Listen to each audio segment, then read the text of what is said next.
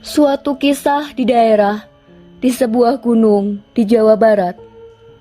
Maaf tidak saya sebutkan nama gunungnya, karena pengirim cerita tidak ingin disebutkan nama gunungnya.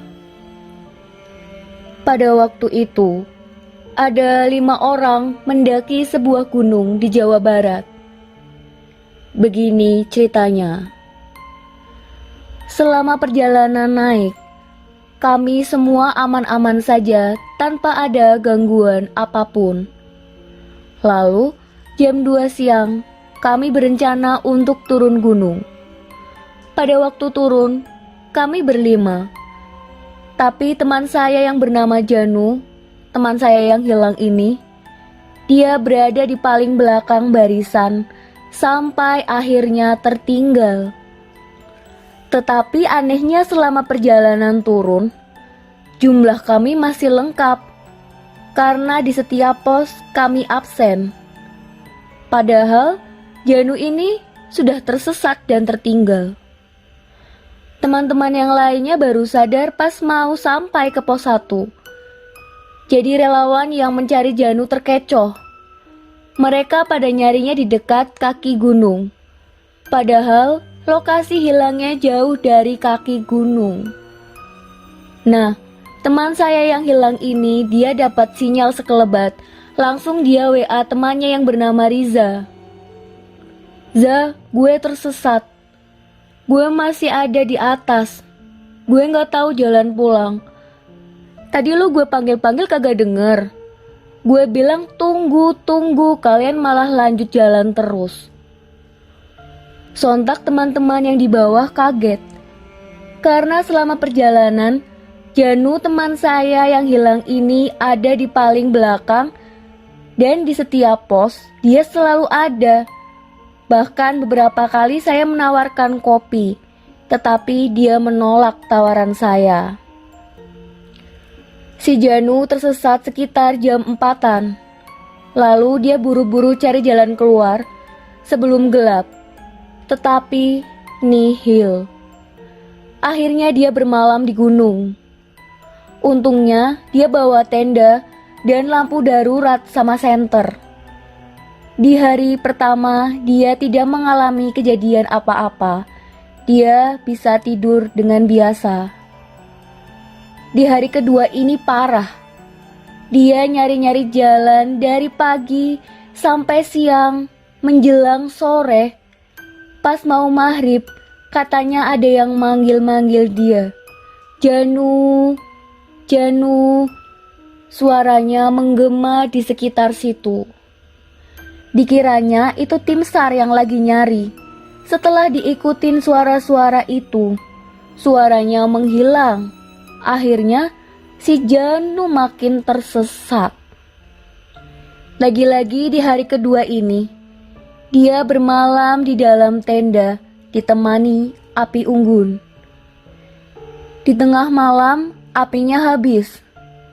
Waktu Janu mau bakar ulang, dia mendengar kayak ada suara jeritan perempuan menggema dari jauh, tetapi keras sekali suaranya dan bergema. Si Janu bukan takut, tapi mengingatkan diri ke Allah.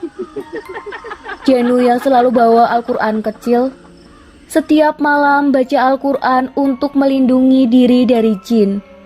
Karena setahu dia, gunung itu tempatnya istana jin. Semakin dia keras membaca Al-Quran, semakin banyak suara jeritan-jeritan perempuan.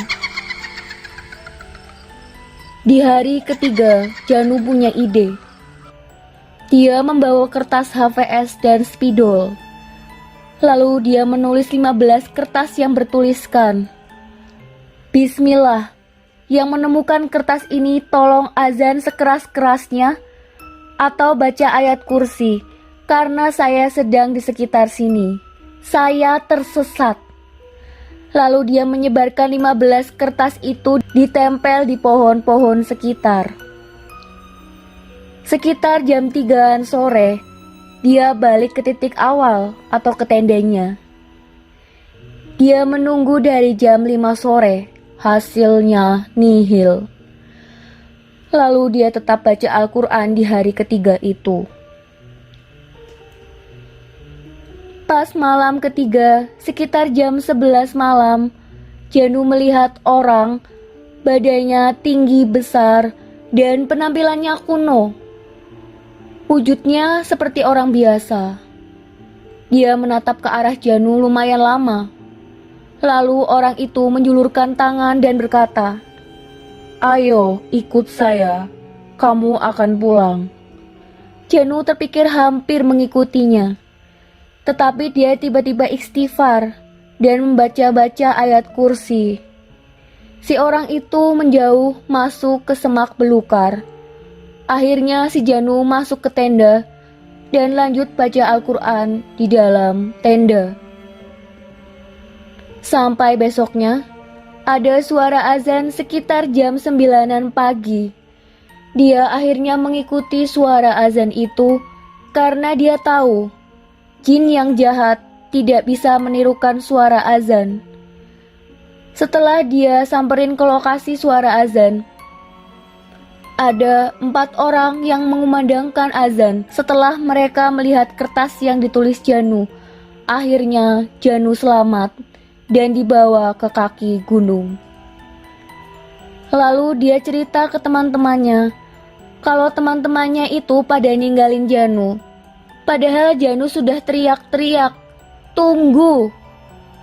Karena memang jalannya curam, jadi jarak antara pendaki satu dengan yang lainnya agak jauh agar tidak saling dorong. Waktu si Janu sudah di kaki gunung bersama relawan yang mencarinya di gunung, Janu menegur teman-temannya yang meninggalkan dia. Oh iya, teman-temannya tidak langsung pulang karena merasa tanggung jawab atas hilangnya Janu.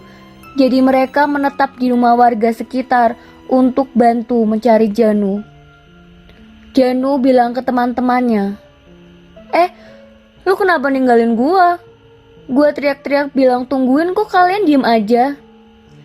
Si Riza, orang di baris keempat, dia bilang, "Jan, sumpah, selama perjalanan lu sama gue deket banget. Gue gak dengar sama sekali teriakan dari lu. Cuma gue merasa ada yang aneh dari lu. Selama perjalanan lu diem aja. Sampai di pos pun lu cuma berdiri tegak. Muka lu juga pucet, kita kira lu sakit. Jadi kita buru-buru ke bawah dan pas udah mau sampai ke pos 1, lu tiba-tiba ngilang, bro. Gue udah teriak-teriak, gue kira lu buang air kecil. Makanya kita turun duluan karena jarak ke pos 1 kan cukup deket. Sampai akhirnya kita nungguin di pos 1, lu kagak juga nyampe. Akhirnya kita cepet-cepet turun ke bawah untuk pengumuman orang hilang. Sorry bro, gue gak tahu, setahu gue lu ada persis di belakang gue." Itulah kisah mistis yang dialami Janu sewaktu tersesat di Gunung Jawa Barat.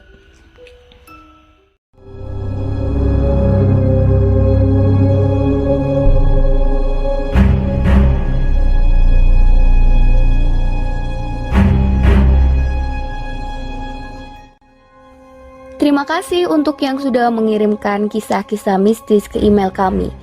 Jika kalian mempunyai kisah mistis, kalian boleh share cerita kalian ke email kisah.mistisku@gmail.com. Link email kami ada di deskripsi. 10 pengirim pertama bulan ini yang ditayangkan akan mendapat souvenir dari kami. Terima kasih.